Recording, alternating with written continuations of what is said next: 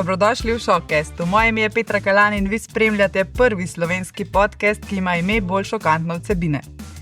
Danes je v moji družbi Sara. Sara, ki jo Slovenija in predvsem tudi Evropa pozna pod imenom Raven. Zdaj, kako pestro leto je za njo in kaj vse jo še čaka, pa nam bo zaupala kar sama. Dobrodošla, Sara ali Raven, kako bova danes? Živijo. Drugač sem seveda Sara za vse, ampak pol na intervjuju sem pa reč Raven, ker drugače ljudje čist zmedeni. Se mi zdi pol, ne bi kjera Sara, kaj je Raven.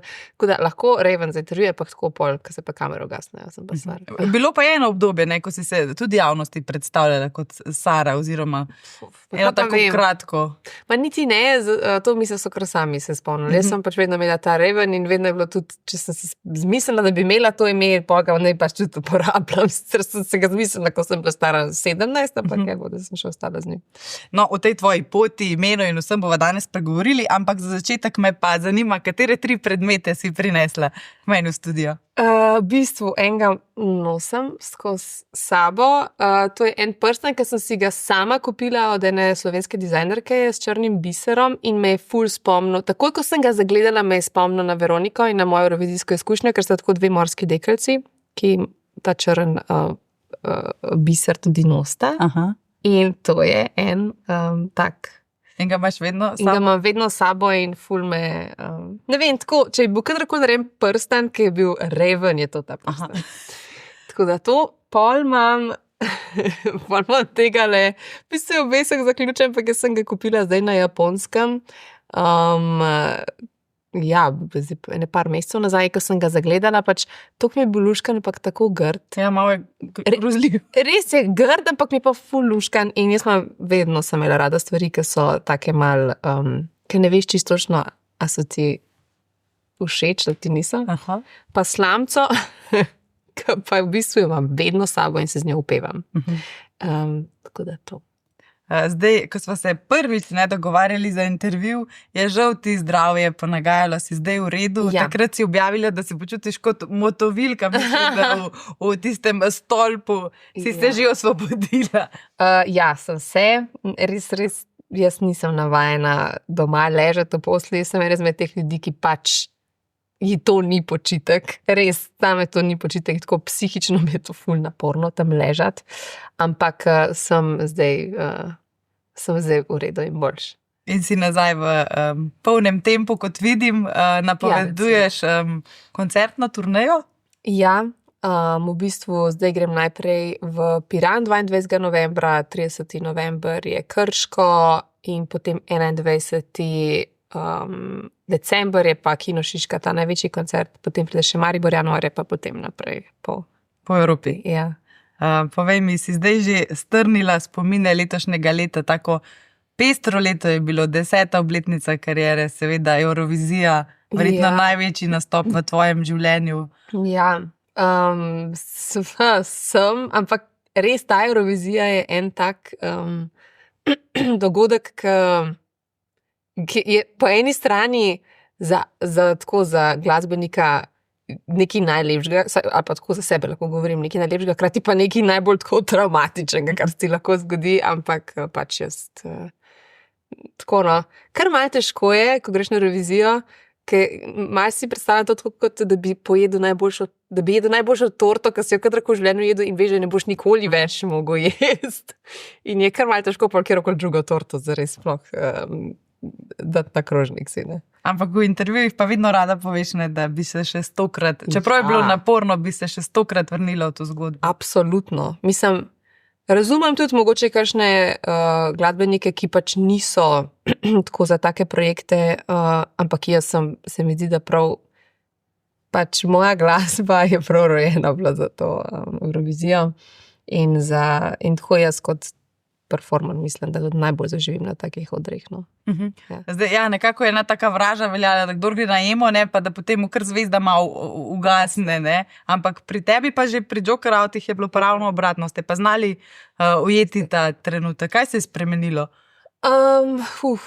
Mislim, jaz če zdaj pogledam nazaj, si še vedno mislim, joj, to bi mogla pa tisto, če bi zdaj šla še enkrat, bi čist drugače se spet lotila te zadeve. Ne v smislu pesmi ali pa nastopa, ampak bolj tako taktično, drugačen način. Ampak mislim, da pri meni je vedno bilo pa glih moja avtentičnost je mogoče iz tega prišla, ker nikoli nisem bila kaj preveč taktična. Pač, predvsem zato, ker tudi nisem sploh, mogoče zato, ker nisem časa niti imela tako te neke taktike razvijati, ker sem bila toliko kreativno upletena v cel ta proces revizije.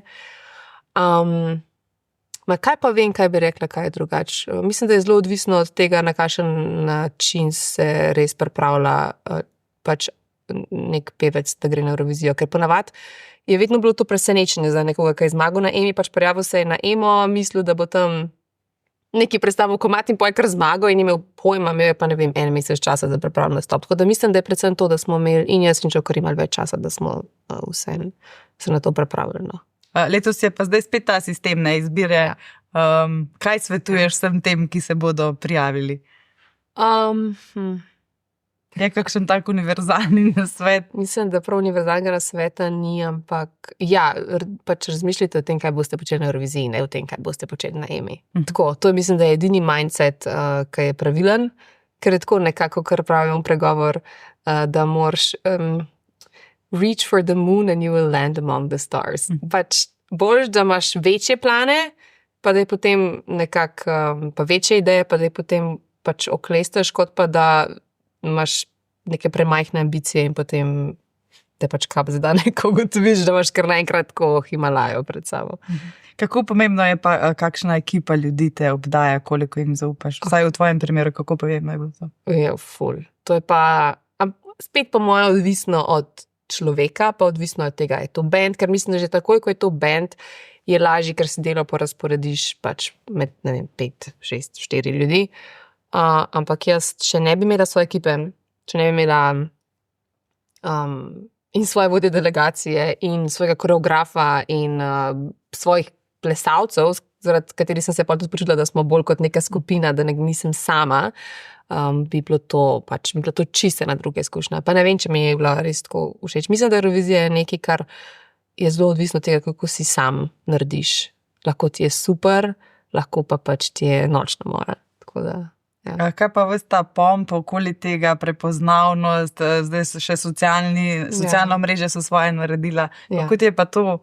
Meni je to super. Pa se mi kdorkoli govori, kako je to težko. Mislim, prosto lepo. Kdo pa nima rad, da so ljudje navdušeni, da pač se hoče slikati. Ne, se je včasih sploh, ko sem imela to pred Eurovizijsko turnejo, pa hodiš po vseh teh mestih, pa res spiš po 2-3 ure, pa pač prideš iz letala v hotel in si pač res gledaš in počutiš se tako, da res bi nareč se skril in pol moraš se slikati, je mogoče tako malo neprijetno. Predvsem, če je tako, kot pri meni, veliko temelji na imidžu in je tako, da pač ljudje pričakujejo, ko zagledajo pač mene, da bom zgledala tako, kot zgledam na odru in pa ne zgledaš tako in to je edini mogoče en tak del, ki je malo tak, tako no, ampak ne, pač ful sem hvaležna, da me ljudje tako vidijo, da bi se radi sploh slikati malo, to se mi vidi ful veliko. Aha, si tako s hvaležnostjo potem nadomestila ta nespanec. Ja, tako. Si pa vseeno v enem intervjuju dala, da si bila pa v enem trenutku kar malo jezna, da si imela občutek, da so pozabili na te takrat, ne, da si rekla, kaj pa jaz, ne, tudi jaz sem človek. Med tem vsem divjanjem. Mislim, tam se pač mogoče sem bila jezna, pa tudi tako na to, kako so mi urnik sestavljali, kako te res takrat, pa tudi tako Slovenci, res te ne vidijo kot človeka, no, se mi zdi velikrat. Pač si tam kot nek Garfield, nek Miki Miška, ki pač se slikaš, da se to neka postavlja in to može. Tako da je, pač res nisem imela časa ne jesti, ne spati, ampak tako dobesedno, to je bilo na 15 minut natempiran, povsod sem itak zamujala, vse mi je bilo totalno stresno že zaradi tega, jesti nisem imela časa, zbujala sem se ob 6 zjutraj, hodila spat ob 1 po noč, ampak pač to je bilo neko obdobje, ki sem ga pač stisnila in pol je bilo boljše. No. Kako pa je bilo potem po prihodu domov, ne? Ko pa mine ta euforija, vseeno malo popusti, a si pa pogrešala to mogoče? Pri meni pa to ful zanimivo, jaz prav nisem imela tega kar naenkrat padca v luknjo. Res ne, pričakovala sem, da bo to, ampak pri meni je to zelo počas spuščal in jaz sem po moje še enkrat za jeseni se počutila, ok, zdaj je konc. Jaz nisem tega imela, tega šoka, po mojem tudi zato, ker sem bila imela sem veliko stvari potem za početi koncertov, glasbo sem tako išla naprej delati, ful sem potovala okrog, pa tudi bila sem še vedno s to svojo ekipco ljudi, tako svojo kreativno ekipo, ko smo delali tako z Eurovizijo in smo mogli tudi naprej še delati, tako da sem bolj imela ta občutek neke, ne vem, da sem še krustajala malo v tem, tako da zdaj počasi je zdaj to spustilo. A zdaj z glasbo seveda nadaljuješ, nedavno je šla pesem Mama. Ja. Ja, Mama je tako. V kakšno smer se bo razvijala? V bistvu si imela eno drugo vprašanje, ne? Ti si postala neka taka mama tam, ne? Tako spontano. Ja, to Kako pa si do te vloge? Se kdaj vidiš realno v vlogi mame? Ja, sigurno, ampak ne vem pa kdaj. Zato, ker spomnim se, ko sem bila mlajša, jaz sem se nareš na tem svetu igrala z dojenčki, še ko sem bila 10, 11, 12, to sem skozi tiste svoje dojenčke okrog nosila in vedno sem komi čakala, da bom jaz enkrat imela svojega dojenčka. In da bom jaz to ful hmalo tudi imela, sem govorila, to kot moja mami, ki me je imela pred 20. No, ne vem, kaj točno sem si jaz mislila, ker absolutno ne, zdaj sem 28 in meni so sicer super otroci, ful jih imam rada, ampak imam pa tudi zelo rada, da lahko odpotujem, kadarkoli hočem, kamorkoli hočem, da lahko pridem domov, kadarkoli hočem, da nimam neke slabe vesti, da me čaka, mislim tako, ko bom mama, če bom mama, bi rada bila pač prisotna, ampak trenutno to absolutno ne bi šlo čez. Zaenkrat je dovolj, da si ta odrska mama, ne? Tako. In a je sama drama? Ja, veliko drame. Veliko drame, saj se pač malo, jaz uživam v drami, tako na odru, v glasbi, edino, ko ne maram drame doma, za štirimi vrati, za štirimi stenami te drame ne maram, ampak na odru pa tako imam rada šov pa drama. Se pravi, daš tam vse ven, da je doma potem mir. Tako, to je nek moj outlet. Ja. Kakšna pa si drugače, ko se te luči ugasnejo, si čisto drugačno od Raven, ki rabi pozornost in dramo na odru in da se vse blešči in da je vse ekstravagantno. Ne, če bi se mojega partnerja vprašal, bi pa moj rekel ne, da sem zelo... Ne, mislim, da sem... kaj pa vem? Pač mislim, da tako, ko sem... Vsaj želela bi si, da to, ko sem meni težavi, pa tako, ko sem pač, ko enkrat stopim dol z odra, da sem tako tudi doma. Mislim, da sem odvisno od obdobja, odvisno od tega, kje sem v karieri, kakšno glasbo ustvarjam, to ful vpliv, ali pa to je tako zelo povezan pri meni. Komadi, ki jih pišem ali pa izdajam, so zelo, imajo usporednice z mojim življenjem. Jih tudi živiš? Ja, jih nekako. No. Pa tudi vedno sem imela neko to filozofijo, da pač, zakaj pa narobe, če živimo svoje življenje malo tako, kot da smo v filmu. Pa pač, če smo glavna vloga v svojem filmu, meni se to zdi, če bi vsi tako živeli, potem bi bili vsi veliko bolj srečni. In zdaj je ta film, ne, ta eno obdobje tvojega življenja, 10 let je bilo letos kariere. Ja. Kaj vse si doživela oziroma kaj je bila največja lekcija, ki ti jih je dalo teh 10 let? Doskrat rečeš, da si postala ženska v tem obdobju, ne? Ja, sigurno.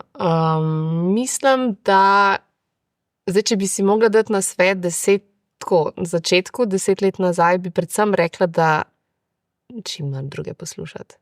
Tako res, ja, učiti se, ampak vedeti, tako imeti neko to sito, kateri nasveti ali pa kritike so del, ti lahko pomagajo pri tem, da greš to neko svojo pot in so del te tvoje zgodbe, kjer pa ne.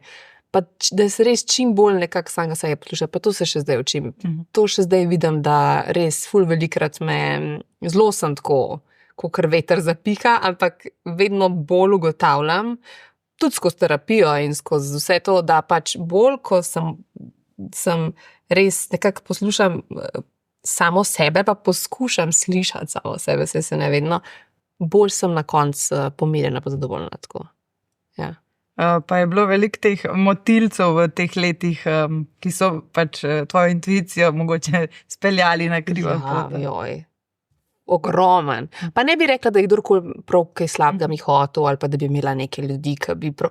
Ampak pač čisto sama lahko za to prevzamem odgovornost, ker pač tistmu, kar, mislim, sam se odločaš, če mu boš dal pozornost, kaj boš poslušal, ne. Ampak velikrat sem ugotovila, kako bi bilo boljše, da bi nekako malce ustavila pa razmislila, kaj jaz čutim in mogoče ne pri samem pisanju glasbe pa to. Tukaj vedno sem nekako bila zelo, tudi če bi hotela nekaj narediti, tako kot se pričakuje, jaz pol ta neka moja, ta nek kreativni, ta nek glasek, pol nekako se spere na to, da je komad še vedno zelo tako avtentičen. Meni, ampak ja, kar se pa tiče kakšnih tako odločitev poslovnih ali pa tako, bi pa bilo veliko boljše, da bi, ja, mogoče sebe poslušala. Velikokrat mi tukaj gosti rečejo, da slavo se ta krog ljudi vedno poveča, ki hočejo koš tvoje pogače, ampak v resnici se pa manjša krog ljudi, ki jim lahko res zaupaš. Kako je bilo s tem? Ja, sigurno. Jaz sem na splošno zelo tako, sicer imam ful rada sem okrog ljudi, nisem nek samotar, v tem smislu sploh ne, pa čeprav sem na neki točki mogoče mislila, da sem, to ne, ampak imam pa res malo prijateljev, ampak ekstremno malo se mi zdi, tako prav, mogoče da rečem, da imam res prave prijatelje 2, 3. Ja, sigurno sploh pa med Eurovizijo, pa vsem tem, ja, pač pride milijon ljudi. Pa znaš to zdaj že prepoznati, kdo se ti približa? Ja, pa tudi jaz nekako imam neko to varovalo, da kar mogoče že s tem, jaz se kar malo ne javljam na telefon, malo ne odpisujem, pač hoče, ampak ne zaditi, da bi jaz navestno, ker pa tako kar čutim, da se mi nekaj ne da, ali pa da mi nekaj enostavno ni, ja, da nečemu, da nimam energije za nekaj, in pol ti ljudje počas tako odpadajo. Niti nisem nikoli rabila zdaj prav neki presekati ali pa koga stran. Pač kar to vse samo ja, se zgodi naravno, se mi zdi, ja. Tako da. Daj mi povej, kako bi pa vseeno mala Sara danes gledala Raven oziroma veliko Saro, bi bila ponosna na njo. Si je vse to želela takrat pri 4 letih, ko so jo poslali na harfo oziroma v glasbeno šolo? Ja, sigurno. To pa velikokrat razmišljam in prav res si rečem, tudi ko sem v nekem momentu, pa se mi zdi tako, da je ok, pač se mi gre nekaj dobro, ampak ni pa zdaj lahko bilo stokrat boljše, si probam postaviti recimo 5 let nazaj, ker vem, da če bi 5 let nazaj mi nekdo sam pokazal, da bom do sem prišla, bi pač veliko bolj mirno šla pol čez naslednjih teh 5 let. Ja. Pa je itak že v moji glasbi pa in v vizualijah in vsem tem, kar ustvarjam, je vedno en ta delček tega te neke mističnosti, pravličnosti, malo temačnosti, ki sem jo že kot otrok imela ful rada in vedno še zdaj to nekako, mislim, da bo vedno to prisotno v moji glasbi in pač v tej celostni podobi, ki jo pač ustvarjam kot Raven, ja. Kaj pa, če bi tvoje starše vprašali, kakšen otrok si bila, kakšna najstnica, uporniška ali lepo disciplinirana? Verjetno nekaj disciplina je bilo prisotna, ne, da si take uspehe nanizala. Po moje bi rekla, da sem bila ful pridna, pa ful ambiciozna, pa tako disciplinirana v tem smislu, ja, zelo. Ampak hkrati pa rekla, da sem bila pa ful dramatična, pa zelo, res sem bila in zelo ekspresivna, tako no. Ne vem, vedno sem ful povedala, če mi kaj ni bilo prav, zelo sem bila glasna, pa tako, skozi se borila nek za... To samo doma v varnih okvirih, ali tudi v šoli med prijatelji? Ja, tudi v šoli. Se je krene par takih, ne vem, mene so v osnovni šoli v bistvu Hitler večkrat klical. Ampak sem bila tako, 3., 4. razred, ampak ker sem bila večkrat tudi predsednica razreda in tako, in sem se, jaz sem ful rada se borila za pravice, tako, tudi mojih sošolcev, in če je bilo treba kdaj iti kakšni ravnateljci ali pa tako, šolski psiholog in kaj povedati, se kakšna krivica dogaja, sem jaz tu zelo tako, ful se čutila odgovornost, da se jaz zdaj tukaj govorim za tako, no, bila sem kar, je taka glasna. Kaj bi bila mogoče največja neumnost, ki si jo, če je za javnost, ja. Ki si jo drznila narediti, da ni bila po pravilih? Pa da ni bilo po pravilih, to ne.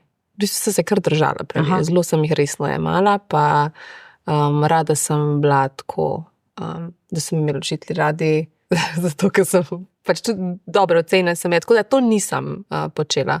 Da bi prav neki blazno tako uporniška bila v tem smislu, ne. Uporniška sem bila mogoče, da sem se tako rada malo bolj ekscentrično oblačila. Ali pa To pa že od sem- vedno, že od osnovne šole. Ja, v bistvu. Že tam koncu osnovne šole sem ful rada nosila ogromne uhane in ful velike šale in mislim, da sem se v tem 9. razredu pobarvala na rdeče. Kako pa so starši to sprocesirali? Ja, to pa, mislim, kaj pa vem. Moja mama je sama tudi kot ljubiteljca mode, daleč od tega, da bi bila neki ful, tako kot jaz, zdaj na čičkana včasih, ampak kar se tiče tega je pa nekako, vse ja, mogoče zelo neke ful žive barve lasi niso bile ful všeč, pa tetovaže pol sploh ne.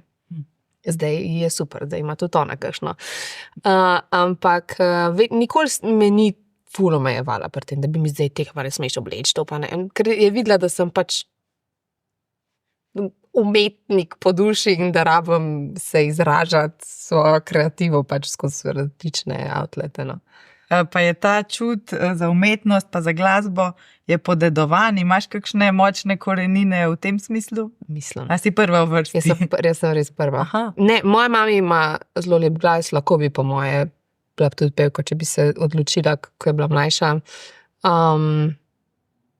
Moj oči je zelo kreativen v smislu, ne vem, da že od nekdaj ima ful tako močno domišljijo in so oba dva bila tako, on je bil tudi tisti, ki me je navadil na to, ki mi je pokazal razne te filme, knjige, te fantazijske, ampak da bi pa prav bil kdo glasbenik, umetnik, pa v bistvu tako v bližnjem krogu družine, kar jaz poznam, ne. Potem si ti začela s to. Ja. Imaš pa zelo tako zabavno babi, zdaj sem jo malo postokala. Ravno te dni si nekaj objavila, ste se snemali. Ja. Kako močno vez imate s tvojo babi? Zelo, ja. V bistvu že kot otrok sem bila ogromen pri njej. Kaj pa vem, ona je pa vedno mi je bila tako v oporo, vedno je tako, mislim, da je ona tudi, ker mi vlila fule ne samozavesti kot otroku, tako no, že. In ja, ful sva povezane, vedno jo lahko pridem do nje s kakšnim nasvetom, ful je odprta, kar se tiče, ful sprejema drugačnost, ful je v koraku s časom in taka res je kulska. No. Taka neklasična baba. Ja, mislim, imava tudi skupni. Tu imate, ne? V tole imava obe dve. Tudi lase si kdaj pobarvane? Ja, par let nazaj je imela svetlo modre, pa pol je imela svetlo vijolične, ker je bila taka belo blond in pol je tako perilno vse pač. Tako da zdaj pa je blond, zdaj že kar par let. Kaj je mogoče najboljši nasvet ali pa najlepši, ki ti ga je dala, najlepšo popotnico za življenje? Zdaj prav enega konkretnega nasveta pa niti ne misel, ki je enkrat dala to na enem intervjuju, ki so bile nekje, ki sem gledala in rekla, ko se je sprašvala, kako gleda na to, da me zbarvaste lase, in tako je rekla, ni važno, kaj imaš na glavi, ampak kaj imaš v glavi.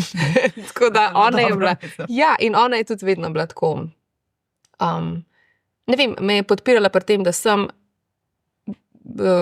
da sem avtentična, pa da mogoče, da samo sebe ne jemljem tako zelo resno. Tako, no.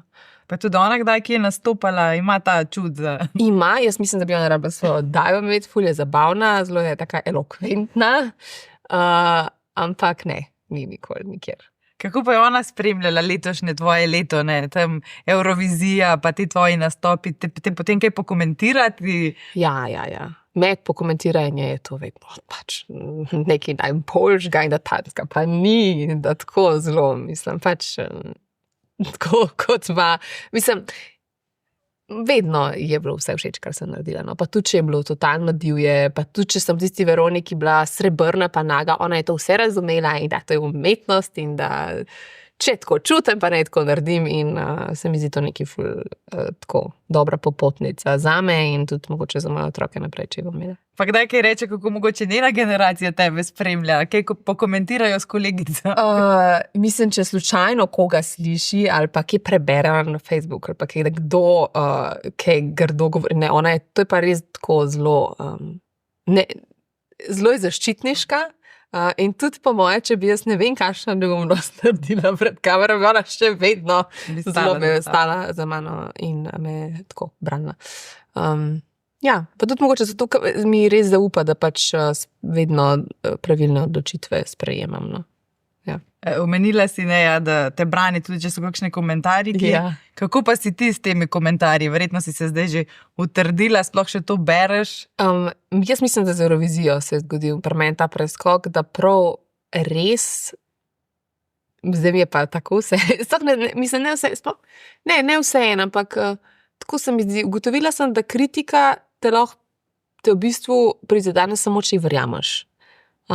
In ne vem, če jaz zase vem, da sem naredila nekaj, kar ali pa dala od sebe nekaj, kar je avtentično, za čemer lahko stojim, pol je čisto vseeno, kaj nekdo tam reče, ker niti ni blizu mu ni blizu moja glasba, ne razume moje zgodbe in tako nekako s tem grem. Na ta način gledam na te komentarje, ki so recimo slabi. Če so pa dobri, pa super, je pa pač to nekaj, kar mi da sam zagon za naprej. Obstajajo pa tudi neke številne teorije zarote, da si vodja sekte in klane, da boste končali človeštvo. To sem zdaj že v večjih intervjujih zasledila. Kako je s tem, ste blizu cilju? Ja, evo, zdaj še do konca tega leta, pa apokalipsa. Ja, bila sem satanistični transgender, sem bila, ja, no, tako. Ampak to te zabava, ne? Ne, meni je to ful dobro po moje, predvsem zato, ker mi je ta okultizem bil vedno blizu, daleč od tega, da bi bila kakšna satanistka, da ne bo to kdo to razumel, ampak ne vem, vse te neke malo tako pravljice so mi bile vedno blizu in meni je ful dobro, da me ljudje vidijo kot nekaj nadnaravnega. Ja, super, mislim, kdo pa ne bi hotel biti neki tako, kot da, ja, ful zabavno in smešno v bistvu. Zdaj me pa še zanima, glede tvoje glasbe. Veronika je bil en tak poklon, ne vem, ženskam, posvetila si pesmi ženskam, svetovnim in slovenskim, potem pa si rekla, da se boš obrnila vase, ne? Zdaj se vračaš vase. Ja. Kakšno glasbo lahko zdaj pričakujemo od Raven? Predvsem po moje sem za nekaj časa slovenščino izčrpala do konca, kakor sem jo lahko, tako da mislim, da bom začela malo bolj za širši trg delati. Drugače pa, ja, mislim, da zdaj sem se malo že naveličala pisati zgodbe drugih žensk, ki absolutno so tudi moja zgodba, ker pač nekako sem mogla paralele potegati, da sem sploh nekaj sebe dala in napisala, ampak mislim, da bom zdaj več tako nekih osebno izpovednih momentov imela že s samimi teksti, pa čim več bi rada eksperimentirala s harfo tudi, predvsem to mislim, da zdaj na novo odkrivam to ljubezen do harfe, do tega, da je pač tudi kot inštrumentalistka bila na odru. No. Je Trema že minila s harfo? Ne, absolutno ne. Čeprav si nastopala pred 200 milijoni ljudmi.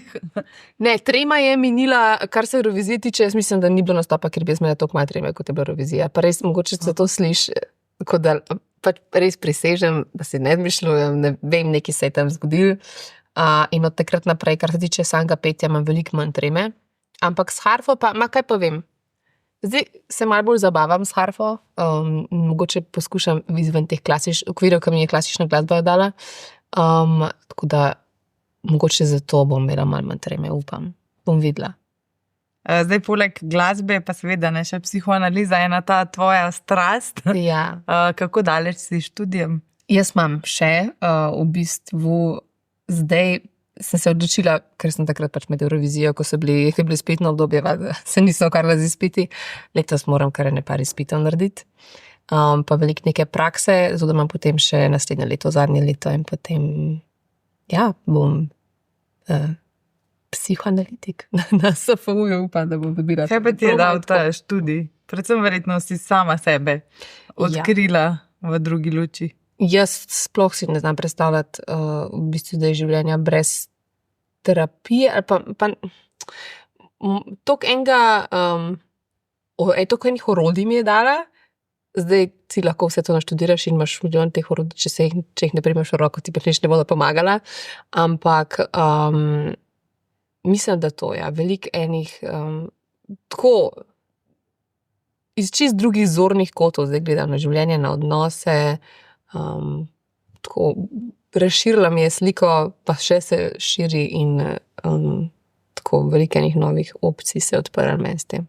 Pa se ti zdi, da počasi se normalizira to, da ljudje hodijo na terapije, pa da si posvečajo tudi svoji psihi nekaj časa? Jaz mislim, da ja. Mislim, meni to nikoli ni bilo sploh neka tabu tema. Vem, da je za ljudi, ampak vsi moji bližnji hodijo na terapijo.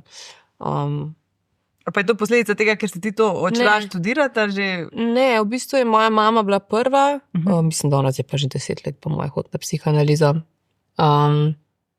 Ja, v bistvu veliko ljudi v moji družini, prijatelji, tako zelo so nekako v tem krogu. Je pa res mogoče, da zato tudi, ker tako umetniki smo toliko bolj sploh, če hočemo pač nekako ustvarjati, res iskreno, mora biti tako malo mehak in mislim, da je pol nekako na neki točki, moraš si pa znati meje postavljati, mislim, da tukaj je pol težava nastane in mislim, da psihoanaliza, pa sploh ne psihoanaliza, pač kakršnakoli vrsta terapije, da ti glih tukaj pomaga, tako da mogoče tudi zato, ker se gibam v takem krogu ljudi, da mi je to toliko bolj normalno. Ne. Pa ti je bilo kdaj tako grozljivo to dejstvo, da je to v bistvu delo, ki se nikoli ne konča, da šele ko zadnji dih gre iz tebe, da je konec tega dela na sebi. Mogoče da mi je bilo na kakšni točki, ampak mi je pa v glavnem zdaj to ful pomirjujoče. Zaradi tega, ker je tako, čisto vse en, kaj bi naredila, in tako se mi to zdi, da v življenju, tudi če se ti zdi, da si nazadoval, ne moreš, ker pač to gre naprej in tudi ti se razvijaš naprej, ne moreš nikoli neke izkušnje, ki si jo doživel, izbrisati ali pa ne, jo nekako pozabiti ali pa tako. Zdi se mi, da se rastemo ves čas. Tudi če nočemo, pa tudi če mislimo, da nazadujemo, v bistvu ne. Tako da to mi je nekako pomirjujoče. Koliko ti pa to znanje, ne vem, pride prav v vsakdanjem življenju ali pa te mogoče v napoto, da analiziraš takole ljudi, ki jih srečuješ? A znaš to izklopiti pa reči? Ne izklopiti ne znam, ampak sem ugotovila, da se ful sploh. Mogoče priznam, da na začetku sem si mislila, super, zdaj bom jaz ga prebrala, ko bom pač, to bo lažje, ne? Ja, in potem sem ugotovila, da v bistvu me prav malo briga. Tako res, toliko imam dela sama s sabo, da sem spol ugotovila, da trenutno sem na neki točki, kjer se ful sama, pa po sebi ful brskam, prej sem kao po drugih, ampak upam, da bom pa prišla na neko točko, kjer pa bom sam nehala brskati, pa pač pustila, da je pa včasih omejujoče, zato ker ful preveč analiziram neke stvari in si samo ven tako neko to magijo potegnem iz življenja. Tako da malo se glede tega še tako. A znaš samo biti in uživati v trenutku, kaj se tega še učiš? Odvisno, zelo redko. Se mi zgodijo momenti. Mislim, da sem imela lih na Euroviziji, pa tiste 2 tedna, ko sem bila tam, sem imela te momente, ko sem tako res se počutila toliko varno tudi, pa da sem na pravem mestu, da sem na točki, kjer si želim biti, da sem lahko samo uživala. Ampak to se mi zelo redko zgodi. Tako da to upam, da bom enkrat prišla do tega, da bo več teh momentov. A se kdaj bojiš, da je bila Eurovizija vrhunec tvoje kariere? Ja, skozi. Imaš željo, da pa mogoče še kdaj poskušiš? Ja, sigurno. Mislim, imam milijon različnih ciljev, pa še ful nekih drugih stvari, ki jih hočem narediti, ampak sigurno je pa Eurovizija ena izmed vrhuncev moje kariere. No. Ampak po drugi strani imam pa tudi tako veliko zadovoljstvo, čutam, ne vem, ko stojim na odru opere, Marijo de Buenos Aires sem odpela zdaj letos tudi svojo prvo glavno vlogo v operi, ki je bilo par mesecev pred Eurovizijo, ki je bilo tudi ena izmed takih res zame vrhuncev. Tako da me je pa sigurno strah, da je to, ker ne pri 28 doživeti največ je pa res malo žalostno, no. Tako da upam, da ne bom. Ja, nič, ne, počasi smo zdaj midve prikorakali do konca tega najnega intervjuja, ampak jaz za konec svojim gostom vedno pripravim ene take 3 časopisne naslove, ki so plod moje domišljije, pa predvidevanje, kje bi mogoče goste lahko videli v prihodnje, potem pa gost pove, če bomo kdaj to brali v njem. Tako da to. Okay. Nič obvezujočega, to je samo plod moje domišljije. In prvi naslov je takšen, tega smo se že prej dotaknili. Raven in Babi za Znored pripravljata poseben projekt. Si prej rekla, ne, da bi mogla imeti to na televizijsko oddajo. Si kdaj razmišljala, da bi mogoče prek zdaj toliko enih platform, ne, da bi kakšen projekt z Babi skupaj pripravili? Ja, bi. To bi. Zakaj pa ne? Ja. In bi šel v glasbeno smer, v kakšno zabavno? Po moje ne. Bi prankale ljudi? Ne, mislim, da mi ne mogla imeti podcast. Ne, aha, podcast Babi vnukinja. Veš, tega še ni. Zdaj sem preveč. Evo. Ja, zdaj še delam. Ok, super, se veselimo zelo. Potem drugi naslov je takšen, Sara Briški-Cirman s prvo glasbeno psihoterapijo pri nas. Bi združila, kdaj te 2 tvoji največji strasti v nekakšen projekt, da bi pomagala pri osebnostni rasti? Je bil to zelo moj namen na začetku, ampak pa sem pa ugotovila, da zaenkrat, meni se to ne da. Jaz imam toliko veliko dela samo, jaz ne morem še drugim pomagati. Res, po moje ne, zdaj nekaj časa še ne. Tudi kot psihoterapeutka se ne vidiš? To se, ampak potem, ko bom starejša, se mi zdi, da rabim še malo, še par izkušenj dobiti do takrat. Okay. Bomo spremljali. Ne? Ja. In še tretji naslov, sanjska poroka slovenske pevke, skrita pred očmi javnosti. Zdaj, edino, kar piše na Wikipediji, zasebno piše, da si se zaročila leta 2022 in to je vse, kar od tvojega zasebnega življenja. Skrbno ga skrivaš, z razlogom verjetno. Ja, kaj pa vem, to zdi se mi, da na koncu dneva pa res tako zanimivo sploh ni, ker ni čist nič posebej, mislim tako, čisto kot vsak drug normalen par, sem zdaj, kaj pa ne tako vsak drug, ampak zdi se mi to nič tako vredno sploh obembe, ampak ja, sigurno skrito očem javnosti, pa sploh ne vem, če bo to tako poroka v tem smislu, kot jaz bi najraje šla samo nekam nekaj podpisati. Ne vem, zakaj bi zapravljala en kup nekaj denarja in tako zato, da za druge ljudi, pa nisem tudi neka, da bi neke velike žurke rada imela, tako da jaz bi sam podpisala in šla nekam s svojim partnerjem in pač ves denar, ki bi ga drugače za poroko zapravljala to. Za potovanje. Tako. Ja, nič. Raven, Sara, naj se vse besede pozlatijo, vse dobro ti želim, ne? Upam, da bomo same lepe stvari v tebi brali in da se še kdaj vidiva. Hvala ti. To je bil Šokcast, hvala, da ste bili z nami.